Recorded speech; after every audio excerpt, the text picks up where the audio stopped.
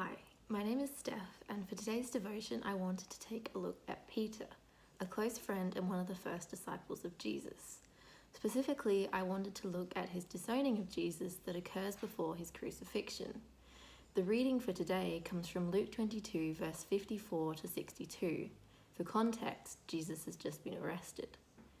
Then, seizing him, they led him away and took him into the house of the high priest. Peter followed at a distance. And when some there had kindled a fire in the middle of the courtyard and had sat down together, Peter sat down with them. A servant girl saw him seated there in the firelight. She looked closely at him and said, "This man was with him." But he denied it. "Woman, I don't know him," he said. A little later, someone else saw him and said, "You are also one of them." "Man, I am not," Peter replied. About an hour later, another asserted, "Certainly this fellow was with him, for he is Galilean." Peter replied, "Man, I don't know what you're talking about." Just as he was speaking, the rooster crowed. The Lord turned and looked straight at Peter.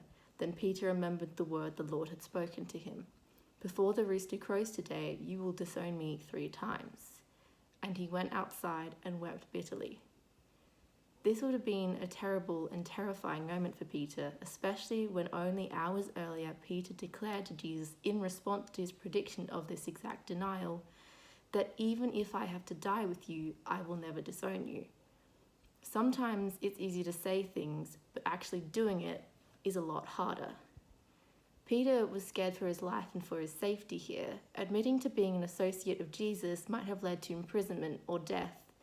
Peter's denial is a demonstration of how terrifying sharing your faith can be. If even Peter, a man who lived in a time where God walked the earth and called him a friend, loses courage, it can feel hopeless sometimes when us, thousands of years later, have the same calling. How are we ourselves supposed to gather the bravery for this? Peter would have felt vulnerable and isolated, but what he forgot in this moment was that God cares for us and watches over us everywhere.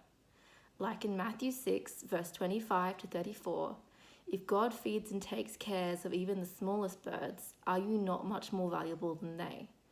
He has numbered the hairs on our head, and we should find comfort in that fact. Even if we feel scared, we know we don't have to be, because God's got it under control. We can also take heart in the fact that this wasn't the end for Peter. Our God is a forgiving one, and Peter went on to do great things, helping to create the foundations for the early church. So even if you falter, know that this is not the end. God will always be there to pick us back up again.